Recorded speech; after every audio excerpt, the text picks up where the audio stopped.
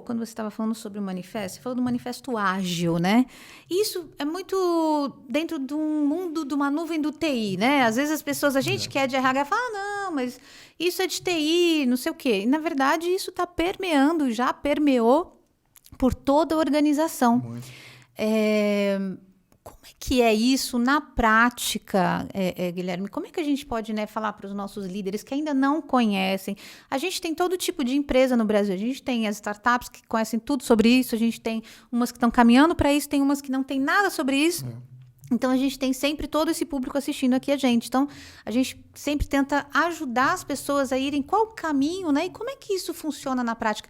Quando a gente fala de agilidade, né? O que é essa agilidade? Não é fazer rápido, né? A gente já sabe que não é fazer rápido. É até fazer rápido, mas tem algumas questões juntas aí. Você pode contar um pouquinho pra gente? Claro. Eu queria só, talvez, ampliar essa resposta, puxando um pouco a linha do tempo, né? Eu gosto de contar essa história porque eu acho que ela ajuda muito a posicionar as pessoas que eventualmente não estejam tão ainda metidas, enfronhadas nesse tema da transformação digital, da tecnologia, etc. Se a gente lembrar os anos 80, né, e foi muito puxado pela indústria automobilística, se descobriu lá atrás, Toyota principalmente, né, se descobriu lá atrás, né, puxado pelos japoneses, uma forma diferente de organizar o trabalho, né? O que era essa forma diferente de organizar o trabalho? Era dar mais autonomia nas linhas de produção, né? Naquele momento, né, meados dos anos 80, final dos anos 80, que se criou nas linhas de produção os times semi-autônomos, né, que eram times onde você juntava uma série de competências, então você tinha o operador, você tinha o mecânico, você tinha, às vezes, a pessoa de qualidade, etc., compondo um time na linha de produção, né? Se reduziu a hierarquia, então você tinha antigamente um líder da linha de produção, um chefe, se reduziu porque o time tinha mais autonomia, trabalhava com metas, né, com metas claras, muitas vezes até negociadas com o próprio time, e com baixa supervisão, com baixa intervenção da liderança no dia a dia. O time, de fato, tinha uma liderança interna, mas que era decidida com bastante autonomia pelos próprios colegas, né? Isso foi anos 80. Né? A gente faz uma viagem agora para anos 2000, quando a gente olha para o ambiente organizacional dentro dos escritórios, o que a gente está vendo com os times ágeis é absolutamente, do ponto de vista conceitual, é muito parecido com o que se tinha nos anos 80 dentro do ambiente de manufatura, né? Os times ágeis, né, os squads, né, como são conhecidos, eles têm exatamente as mesmas características. Primeiro, eles são multidisciplinares. Você junta ali um time de 8, 10, 12 pessoas que tem formações e competências que são complementares, né? Você não tem uma supervisão direta ali. Você tem os ciclos que são curtos e são metas que são dadas, que são cumpridas a cada um dos ciclos cumpridos. Então, há uma similaridade muito grande do que se tinha nos anos 80 e o que se tem hoje do ponto de vista organizacional. Eu acho que esse processo que se verificou lá atrás e se verifica hoje, ele é muito poderoso sob vários aspectos. Primeiro que você dá liberdade para as pessoas montarem a sua própria forma de trabalhar. Criarem também, né, Guilherme? Inovação. Né? Que é o que diferencia a gente da máquina, pois né? Exatamente. É o mais importante de tudo isso. Exatamente. Então, eu acho que dá essa questão da criatividade, da autonomia, né? Então, perdão, assim, vou né, bate papo nosso claro. aqui. Enquanto eu crio, eu me sinto dono daquilo, Exato. parte daquilo, né? Não é só estou fazendo porque meu chefe mandou, Exato. né? Essa identificação, né, da pessoa, do ser humano, do trabalhador com o produto do seu trabalho é fundamental. É fundamental, né? Então, aquela velha máxima, né, de que eu estou fazendo aqui, eu estou botando o tijolo, eu estou construindo a catedral, é muito importante. Se a pessoa, ao colocar o tijolo, entende que está construindo uma catedral, isso dá uma identificação muito poderosa, né, e faz com que as pessoas se engajem, de fato, no que estão fazendo. Né? Diferente da pessoa que só fica apertando o parafuso ou só fica sentando o tijolo numa parede. Né? Então, isso é muito importante, essa questão da criatividade, da identificação com o trabalho. Então, isso por si só, acho que é uma razão muito forte para que esse novo modelo, que não é tão novo, já estava presente na linha de produção nos anos 80, continue.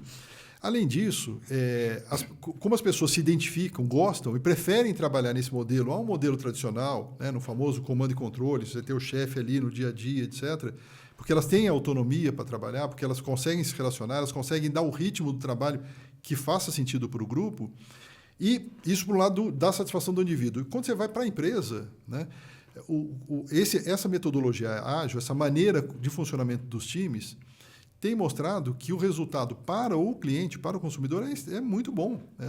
O cliente consegue ter produtos mais rápidos, né, de melhor qualidade, que atendam à necessidade dele. Façam sentido, né? Para ele. Que faz sentido para ele, consumidor, né, para ele, cliente. Se é bom para o indivíduo, bom para a empresa, né, e isso dá um melhor resultado para a empresa, eu acho que é um modelo que não volta atrás. Né? Então, basicamente, o que tem se verificado, Vianney, no ambiente organizacional, para as empresas, e não só são as empresas de tecnologia, né? As empresas de prestação de serviços, né? Manufatura, né? Áreas industriais, etc., estão se organizando, né? Estão montando times, esses times ágeis, com essas características, ou seja, grupos pequenos, multidisciplinares, com objetivos claros, né? E que consigam aprender e melhorar a cada ciclo, a cada entrega. Né?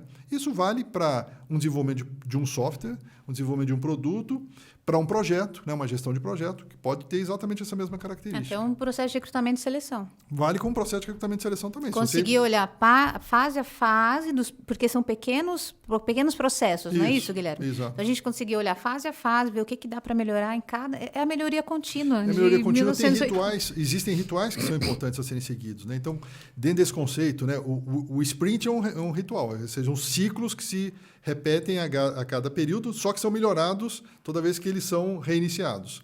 As reuniões diárias, né, as famosas daily meetings, que são reuniões rápidas, onde você olha o que aconteceu no dia anterior, você planeja o dia seguinte. Né? Isso acontece todos os dias, normalmente no início dos dias, para as pessoas poderem se organizar. Times dedicados. Então, a pessoa, quando está naquele projeto, naquele desenvolvimento, ela está dedicada integralmente para aquele projeto. Né? Pode terminar aquele projeto, ela volta para a sua atividade ou ela entra num outro grupo de trabalho, né? Num outro time ágil. Entendi. Então, assim, as empresas têm colhido uma interação melhor com seus colaboradores. Né? Acho que o relacionamento tem sido também melhorado entre os pares e o resultado financeiro e econômico muito interessante. Né? Então, legal. Não, realmente eu tenho até alguns números aqui, diz que 10% aumenta com 10% de retenção de clientes, tem vários números aí ligados à questão de metodologia ágil junto com o engajamento que ela gera, né? 65% menos em redução de turnover. É um número absurdo, né? Absurdo. Só de você gerar com engajamento, com a metodologia ágil também está envolvido. Tem outras coisas envolvidas também, a gente já sabe. Agora, uma coisa que me preocupa, Guilherme, aqui, no Brasil, a gente tem muito ainda os sistemas feudais, né? Que vem lá de muito tempo atrás, que é o meu feudo, o seu feudo, né? E esse tipo de metodologia, ela precisa de uma interdependência muito forte, muito grande, né? E como é que fica isso? Como que a gente vai conseguir trabalhar e ajudar esses nossos líderes, os departamentos de recursos humanos, que não, esse aqui, a folha de pagamento é minha... isso tem muito, a gente sabe, a gente vive isso, você com esse histórico todo, e agora você fazendo essa transformação digital na sua carreira também é muito legal, porque você viveu o modelo ainda tradicional. O modelo tradicional, né? Como é que você enxerga? O que você tem visto dentro das empresas aí que você pode contar pra gente? Falar, olha, tem um problema, tem isso aqui sim ou não tem? Como que está sendo? O que você tem visto? Então, Vianney, eu queria só ainda retomar os anos 80 e o que a gente está vendo hoje e, de novo, voltar a fazer uma comparação. Esse trabalho que eu na época eu estava na Unilever, ajudei a montar esses times semi-autônomos nas fábricas, né? E foi baseado numa visita do nosso diretor na época, o senhor Antônio Zalachetti, que foi numa fábrica dos Estados Unidos. Nós estávamos falando um pouco da gente estar atrasado. De fato, naquele momento a gente estava. Existia um delay ali de implementação de processos e projetos. A gente demorava alguns anos, às vezes, para chegar em coisas, em maneiras de trabalhar que a gente verificava nos Estados Unidos. Naquele momento, o nosso diretor foi uma fábrica da Lever, né, pertencente à Unilever lá nos Estados Unidos, que já tinha esse modelo, né, de times semi-autônomos. E trouxe esse modelo aqui para o Brasil, numa fábrica nossa da Unilever em Vinhedo, e nós implantamos o que a gente chamou lá dos núcleos de trabalho, núcleos semi-autônomos. Né?